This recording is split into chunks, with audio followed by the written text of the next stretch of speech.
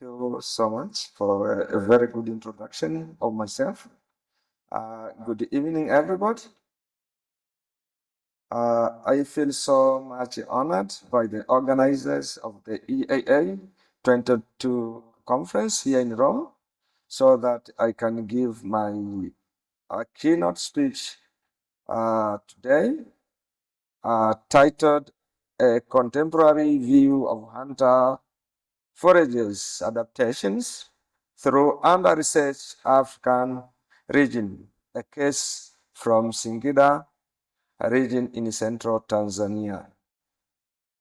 So this evening, I'm going to share with you some of the preliminary research data from Singida region, whereby we are doing archaeological research since 2020. The focus of my talk tonight will be toward revitalizing archaeological research in the Singida region in central Tanzania. This is why available archaeological record from this region only from 1940s and 60s before political independence in Tanzania. And mostly those research were conducted by colonialist missionaries, traders, and explorers. Then after that, it was a very big hiatus. There was no any archaeological research up to 1970s. Then again, there was a pause again. No significant archaeological record before this research project that we are undertaking in this region currently. So, in Tanzania, Central Plateaus, Singida represent an emblematic case to study early human bicultural evolution and therefore raises issues relevant for reflection on archaeological theory.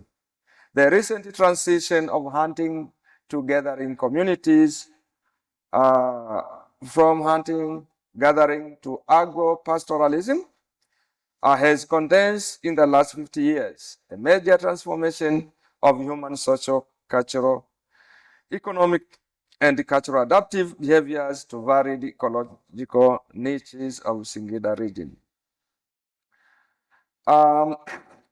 Singida is found in the central part of Tanzania, about 200 kilometers from the capital city of Tanzania, which is Dodoma.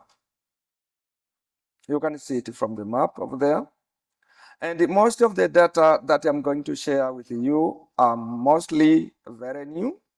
As I have said earlier, no any active archaeological research that were conducted before our recent archaeological investigation in the region. So, since we have started our new archaeological research, we were able to discover a lot of early Stone Age sites, Middle Stone Age sites, later Stone Age, historical period sites, and plenty of rock painting sites. The region contains more than 50 stratified open-air sites, rock shelters, and rock art sites. The region also shows how much modern archaeological research can acquire from an area so much under-researched. Thus, it is still possible in 21st century to change the geographic narrative of archaeology by expanding research horizon and by designing this research jointly with the local indigenous communities. A few days ago, I was giving the talk, which is very similar to this in German, but also I gave the talk in France. I was trying to tell them that Tanzania, you see, is almost double size of Germany. But interestingly, you can also fit France here, and even more in this side, you can fit Italy. But the country itself is not so much known. Mostly the people knows about it. The touristy Zanzibar, which is very, very famous touristic destination. For archaeologists, they know much about Olduvai Gorge, where the remains of Zinja troopers, early human ancestors, were recovered, but also more importantly and more famous is Serengeti National Park, which is more popular than it probably the country itself. But also many people here are probably aware of Kilimanjaro, the highest mountain in Africa, but they are less familiar with the country itself. So this is Tanzania, a beautiful and big African country with a lot of archaeological sites. Interestingly, despite of this important archaeological heritage, touristic destination and heritage, and the archaeological sites that are mostly located on the northern part of the country, Arusha region, where we have Olduvai Gorge, we have Lightoll site, which provided 3.7 million years ago evidence of fossilized hominin footprints of Australopithecus afarensis, but also other sites that are bordered with the northern part of country throughout to Kenya. And again, many archaeological sites on the northern part of southern part of the country, southern Tanzania highlands, Isimila Stone Age site, and coastal ruins of Tanzania. In the middle here, you see a gap. In this star is where Singida is located. So what we are trying to do now is to fill the gap between the southern Tanzania highlands, northern part, and the central part of Tanzania. So our research are focusing in this middle part of the country, where before this research, many scholars thought that Singida is less attractive in terms of archaeological sites. They believe that in Singida you can find on rock paintings, but no early Stone Age or Middle Stone Age sites. So we were lucky to discover more Stone Age site in the last 2 years time period. The region is surrounded by the beautiful granites of the Precambrian era, as you can see, and most of the sites that we discovered are found within these rock shelters. So we started our pilot study during the year 2022 with more than 41 students from University of Dar es Salaam. And by then, we were able to discover more than 10 archaeological sites. It was a period that was very difficult. It was a period of COVID pandemic, but interesting and the crazy stuff that the government of Tanzania declared that there was no COVID in Tanzania. So we were asked to take the student to the field to do archaeological research. We went with the student with all the precaution of the COVID and the fear and everything with the limited resources and without any foreign assistant with very limited resources from University of Dar es Salaam, but we were able to discover a lot of archaeological sites. We did the excavation, we recovered stone tools, pottery, fauna remains, land snail shells, and discovered many open air sites and rock shelter sites. We continued again in the year 2023 with more students, and we discovered more sites and excavated more than 30,000 lithic tools and a lot of animal bones and human bones. We were able to discover more than 67 rock painting sites. 6 of them had rock engraving, and when we did the archaeological excavation, we found ostrich eggshell beads that were made by these hunter foragers. These beads were in association with stone tools, and the shelters also had rock paintings. So we were able to make, can you hear me? We were able to produce a map of the discovered site. As you can see, we did documentation, recording, and we provided the map of the new discovered site in the region. This was the first site which we discovered nearby Siuyu village. Is called Nkungi site. We made 2 trenches 10 meters away from the rock shelter.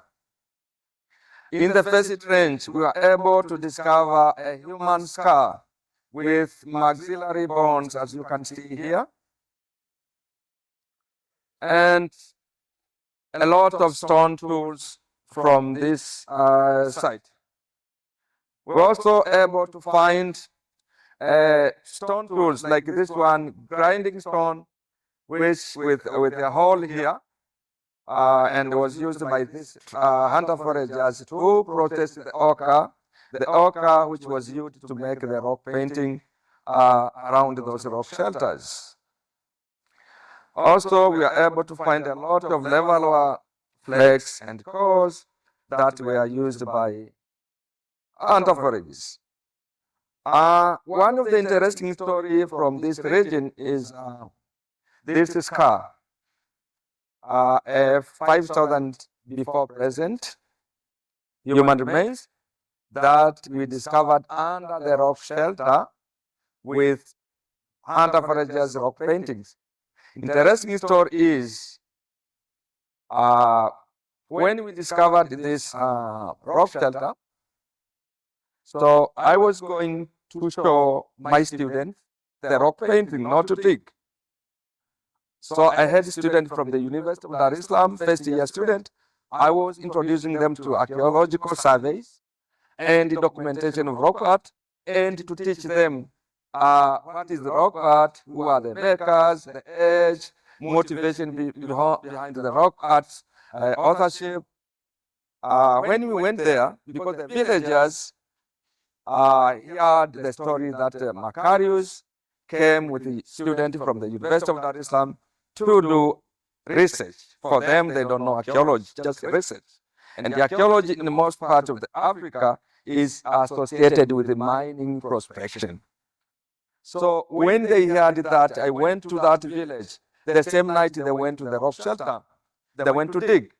The hole that you see here is not dug by me, by the treasure hunters. There is a myth in Tanzania, not even Tanzania, entire Africa, that this rock art were painted by German colonialists to mark the places or the beacons or the location where they did hide their precious metals, games, minerals, or rupees. That is the myth to the local community. Even now, whenever I go, they ask me a lot of questions about precious metals, the rupees, and so they went to dig there.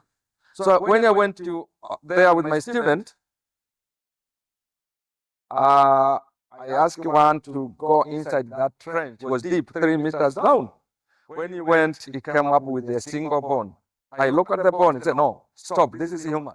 Then we went down, I looked at the wall of the trench. I saw more bones. So what should we do? Because treasure hunters went with hand hose, with axe, with hammer, everything, traditional tools. They are digging, thinking that we came from Dar es Salaam city, we are looking for minerals. So they went there before I went there to take according to them, to take the precious gems. So I had a brief discussion with my student. Listen, students, I came here to do survey. I don't have even archaeological digging tools. What should we do? We go back to the camp and take which was very far, Marina knows the place. It's very hard, trekking, hiking. I will show you the location of the shelter. So we agreed that we should dig, because even if we say we do tomorrow, what if they come back tonight and destroy the site completely? So when we were digging, we come up with this man, hunter forager. And I took usually the first picture is when we started digging, then we removed the complete scar. I took the scar to German, I took, no, the scar, the teeth, and some bones. We did collagen extraction, we did carbon 14, we got to the age of 5,000 before present. So people in Singida were there during that time in question, and these hunter foragers were already making rock art or rock paintings. When we are doing more survey, we discovered these rock bones in the same village, but also in that village also we found a lot of cupel art which was made by these prehistoric people. So this is where I was doing radiocarbon dating, carbon 14 in Max Planck 2 years ago. But also we did also dating from animal bones. We got the similar edges. The scar had a lot of problems. We don't know yet. Analysis is underway. We probably might know the causes of that damage on top of the scar. Even the teeth, the incisors at the holes, like you can see here. We don't know why. Maybe because these hunter foragers, they use a lot of, they use their teeth when making the arrows. Yeah, I was born hunter forager. I know we used to use like those kind when you are trying to make strings for bow and arrows. Sometimes we use our teeth, maybe because of that, but we are not sure yet. But also in the same rock shelter, you can see we found a lot of mammal bones and human remains. But mostly this one were exposed by treasure hunters. This one, after we went to do proper and systematic archaeological digging, we were able to recover more human remains, ostrich eggshell beads, and lance snail shell beads. Another site also, which is in Kungi, we were able to find the human remains in association with the stone tools. Most of them were Homo sapiens remain, and the radiocarbon dating carbon 14 gave us an age of 1,000 before present. Other bones like this in a second rock shelter, we found bone of domestic animals, cow, for example, but also teeth of the jackal. And this one was kind of eaten by porcupine or rodents. What we don't know yet is domestic cow or wild beast. We need to get more samples before we make any assumption about domestication of animals during this time in question. Also, we had more fossilized teeth when specialists in France, because I'm currently based in France, having a postdoc in Aix-en Provence, he was suggesting that these teeth from modern zebra or donkey, but also we have only two. I cannot make huge claims about domestic animals. We need more data. Good enough. I left 3 days ago. I was digging in the same region. I was in the field. So I will go back and continue more digging so that next time I will come back with concrete and more convincing evidence. Most of these sites we found bones, but poorly fossilized. And these bones also in association with ostrich eggshell beads. So these anthropologists, you can see the people have started making ornaments, beautifying their bodies since time immemorial, a long time ago. People are making beads for beauty purposes. After this, so last year we decided to create a permanent project for heritage conservation and archaeological research in the region. Luckily, I got support from German funding agents called Gerda Henkel Stiftung Patrimonies Grant, the grant that has enabled me to go digging and conduct rock art survey to Singida every year. With this project, which we call the Singida Heritage and Archaeological Research Project, is framed inside a community-oriented research project, aiming at recognizing archaeology as a practice intertwined with a fabric of socio-cultural relations. Again, this is because most of the African scholars, we lack direct funding, and we are still unlikely to obtain grants from external funders. Therefore, we still work with the little support or resources. We are here today to demonstrate that we can change not only where archaeology is done in Africa, but also in this keynote speech, I wanted to try to explain to you that we are trying to change the way we design our research, the way we do stakeholders engagement, which are local people, and knowledge mobilization. The aim is to stop with this terrible habit of treasure hunting. We are working closely with the local people, not like the way the former researchers, especially the Europeans that go to Africa, they find people like me from the university, or Makarius, I want to come to Tanzania, do research with you. Currently, we are also meeting the local community, especially the local leaders. We design the research before, in the stage of proposal writing. We design the title together, the statement of problem together. We decide to do objectives together. The method we design with which method are we going to use for data collection with the local people, and how are we going to disseminate information to the local community in order to remove this force and this terrible myth of that the rock painting were made by German colonialists.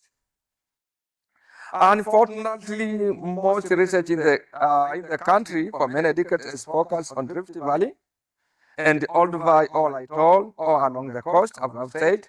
Central Tanzania, especially Singida, has been completely disregarded in understanding human, cultural, and biological change until recently.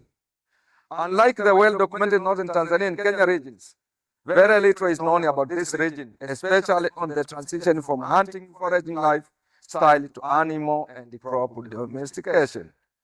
Our project is currently changing and expanding horizon into any research regions, and by co-designing and devising grassroots project with the local members of the community. Our initial collaboration in designing and eventually conducting joint research project has changed the prolonged held culture of foreign land research that excluded the ideas of local community in co-designing archaeological projects.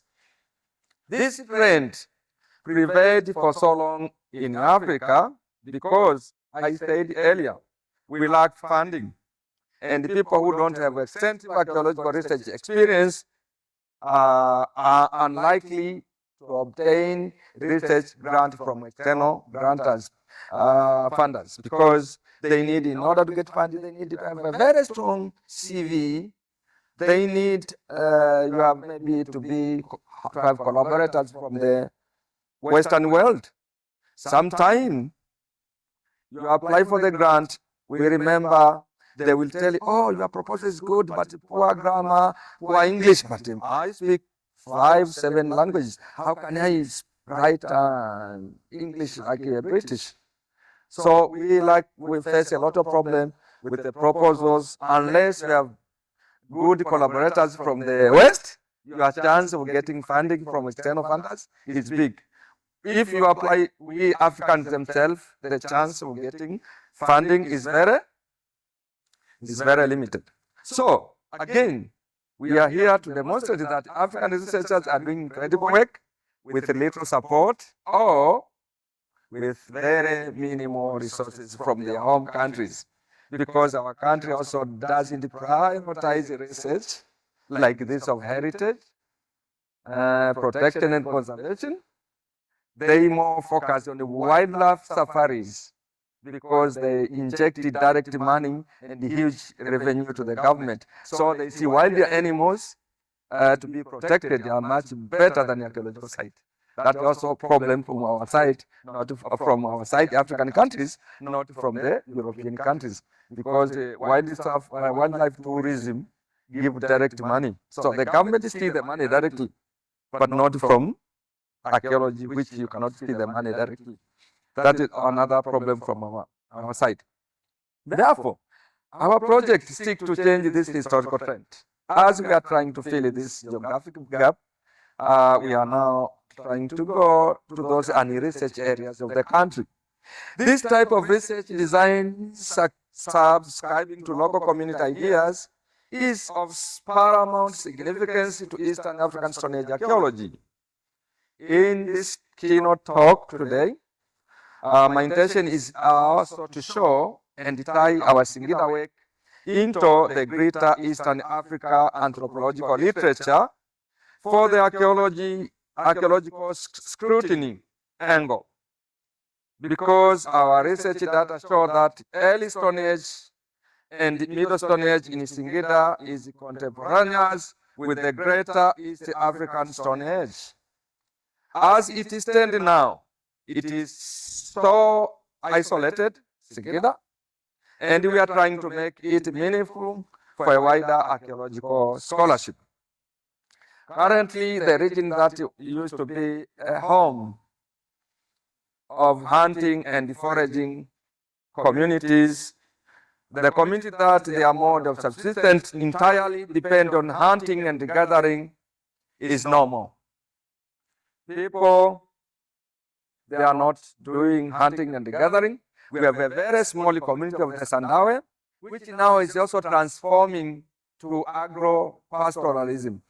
Also, on the northern part, we have the Hadza, who are entirely hunter-foragers, but their land is encroached by the farmers and pastoralized. Even their mode of subsistence, which is hunting and gathering, will disappear soon. A lot of factors that have caused this mode of subsistence to disappear, ranging from the environmental change, climate change, population pressure, overgrazing. But what we are lacking now, we don't know about the ancient climate and environment that drove these hunter-foragers to change their mode of subsistence. Because in my study area, most of people are not doing hunting anymore. When I was born, I used to be a hunter-forager. And why I studied archaeology, when I went to the university, my professor was teaching me about rock art. He said, I used to sleep overnight with my grandfather while doing hunting on this area. When he was teaching about lithic tools like quarters, I know this because my grandfather used to be a hunter-forager. I used to escort him doing hunting, foraging, eating wild meat, raw meat sometimes. But I say, oh, I know this probably much better than my professor who is teaching me in the class, and he has never been a hunter-forager like myself. Then I went to that area, and this also helped me. And now, when we are doing this heritage conservation campaign, because I speak their language, and at least they listen at me when they tell me this painting were made by our ancestors, African ancestors, not European Germans. Stop vandalizing the site because this is our heritage. You know me, I know you. I'm from here, I'm telling you the truth. These paintings were not made by German colonialists. You are digging here, you are wasting your energy, wasting your time, wasting your resources. You are not going to get diamond. You are not going to get gold. These paintings were made by our ancestors. Those campaigns, I think, are now trying to proved me fruitful because sites around this village where we camped are more protected now than the site that we didn't go heritage promotion campaigns. As you can see here, the landscape that used to be wooded, forested, hunter foragers were roaming around, hunting, gathering wild fruits, is normal. Cutting trees, farming, keeping animals, area is very dry. Land degradation, natural vegetation loss, as you can see here. So, what are we doing now? I'm here. I receive a lot of, because of technology revolution. Mobile phones, they are helping. My students are digging now, sending me pictures, but not after fieldwork, because even the local people that we trained to do archaeology, now they are discovering site. With their phones, they send us pictures. We have taught them to take GPS coordinate. They are sending us even the coordinate. So we go to the field now, easy for us to discover more sites because our research collaborators, one of them is the village chairman, know how to use a smartphone. They can take picture, they can send us GPS coordinates, so we go document together. So the evolution of mobile phone make our research more comfortable. Thank you to the technology. Thanks technology.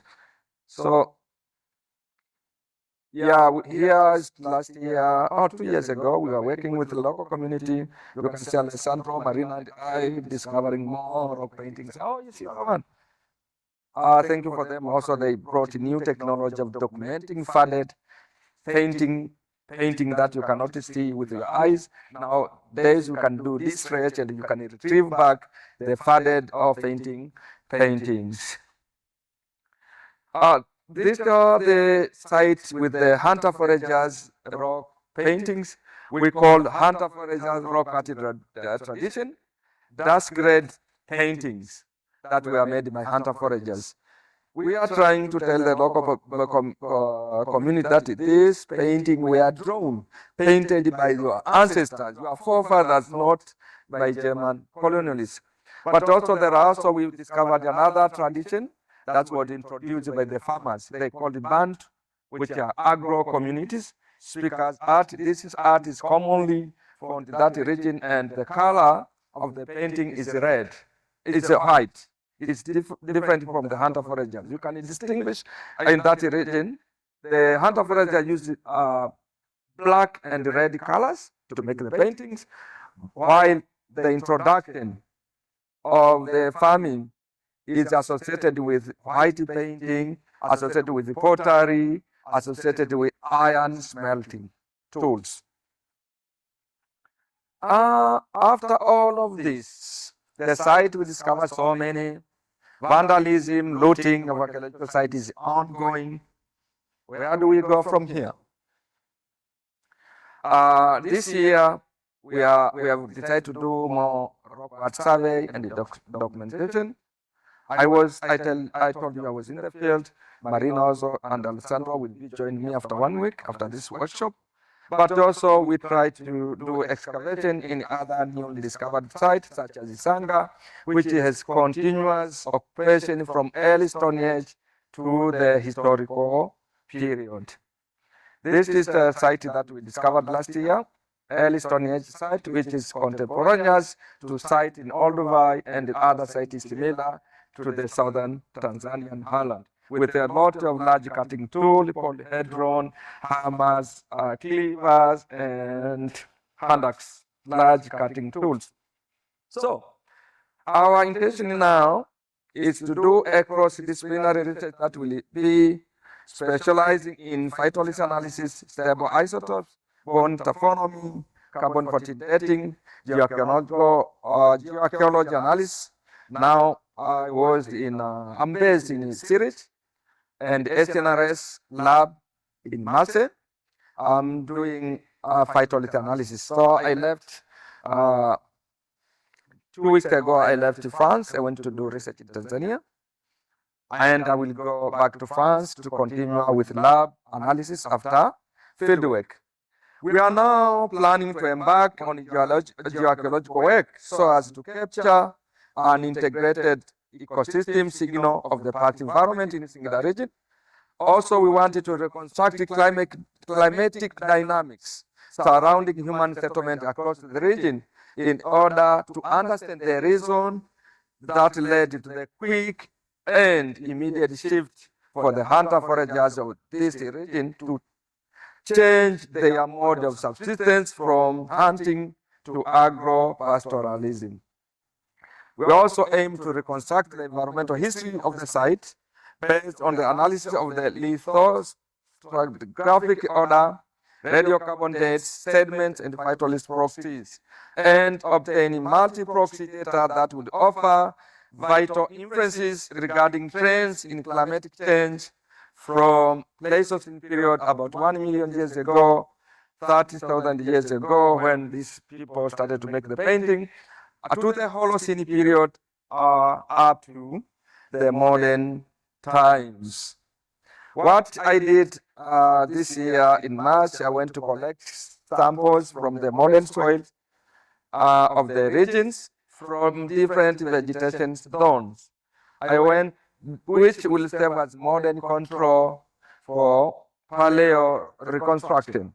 I went to sample from the Acacia comifera woodland mosaic in Msule village and from the grassland.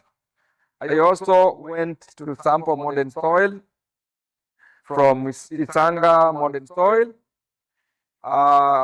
Again, I went to sample from the acacia thorns under the soils, which will act as a modern control. I took sample from modern soil from the Myombo woodland, but also other came from bushes and thickets and the grasses of the region.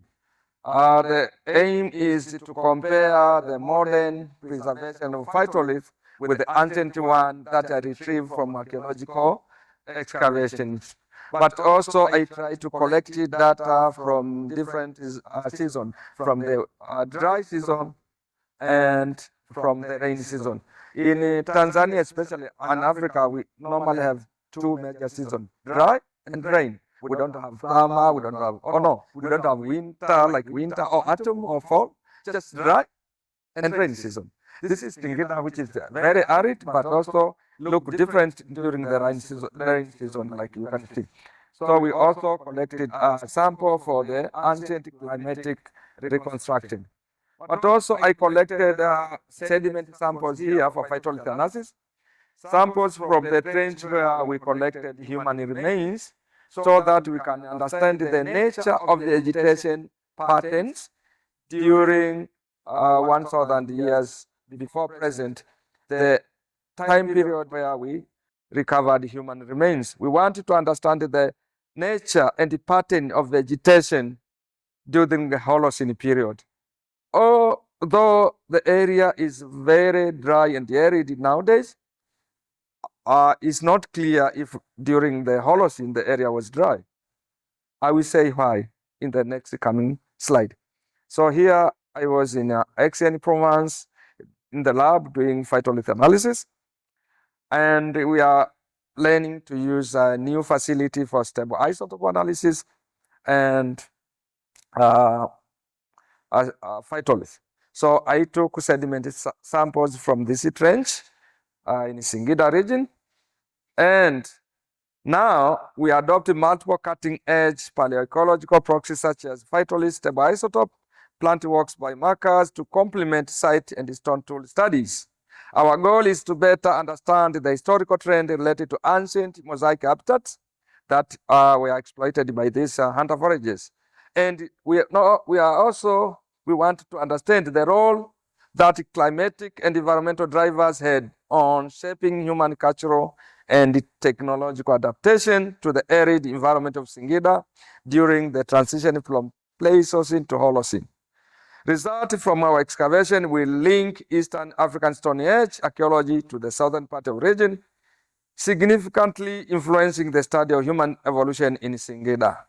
The spread of early Stone Age toolkit to central Tanzania suggests that human adaptability to change environment, habitat, is common in this region. This is where we took a sediment sample for phytolith analysis, column sampling with my students, and preliminary research now are telling me, although I have shown the picture of the Singida, very dry, but during the Holocene, phytolith data are telling me that during the Holocene period, which is more than 10,000 years before present, Singida was wooded grassland, wetland, and spring during Holocene. The available environmental niches that would have attracted these hunter foragers to settle on these areas would also have attracted animals to hunt, because I have found a lot of phytolith which are indicators of wetland.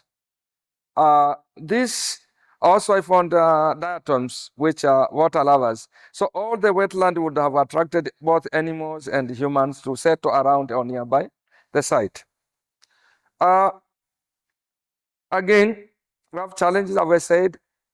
Most of the stone that we are discovering from Singida region, people are acquiring, taking this stone, breaking them to make it concrete for housing, for house construction. This is a critical problem. People are collecting stone tools, but also the digging under the rock shelter has broken these human remains. Vandalism and looting are critical problem in that area. People are making concrete to construct their modern houses. As you can see from this picture, these are stone tools cracks. People are cracking them to make concrete for house construction. What we are doing now, we are also working with this big guy, a village chairman. He's a project member now. He's assisting us to address the problem of looting and vandalism. He's a village leader, so a project member is helping us to fight this problem of illegal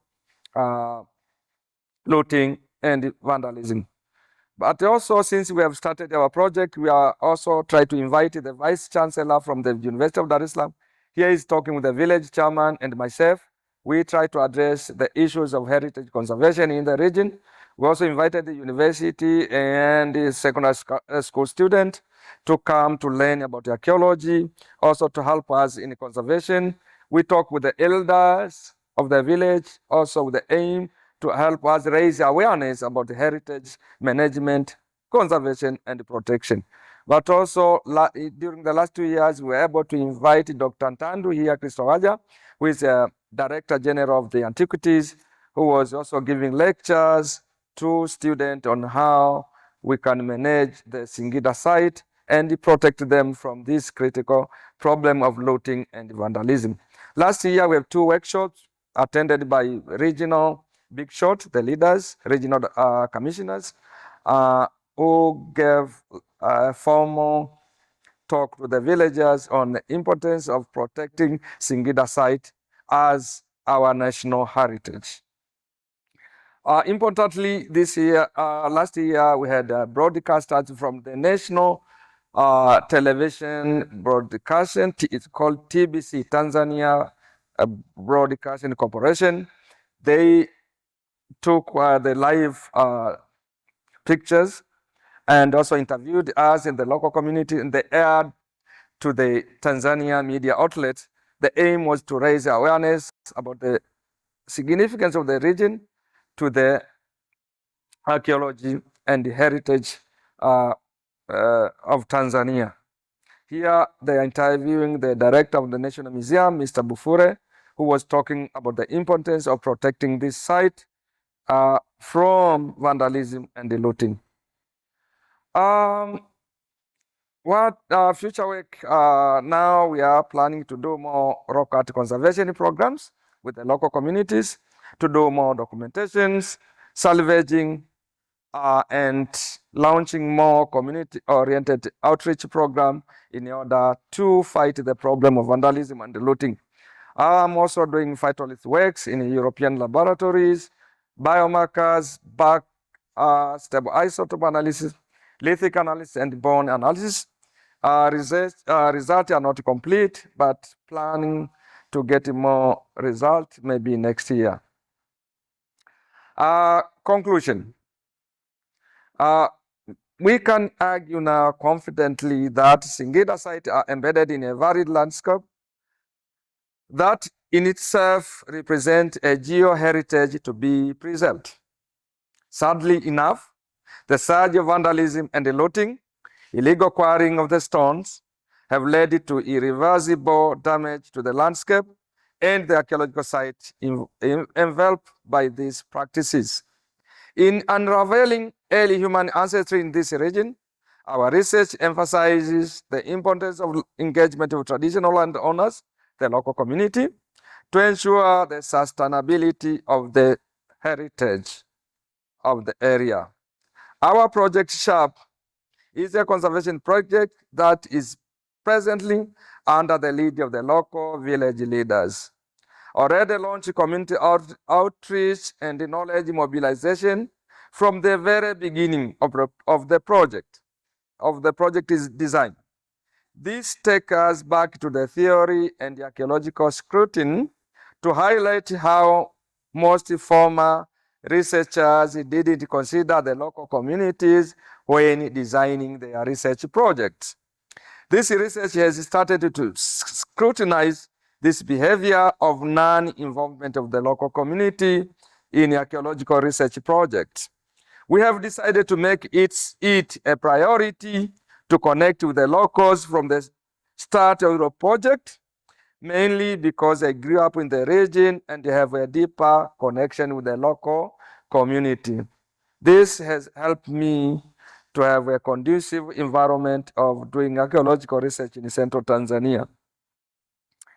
I'm working with currently with a good number of collaborators as Sapienza, one of them.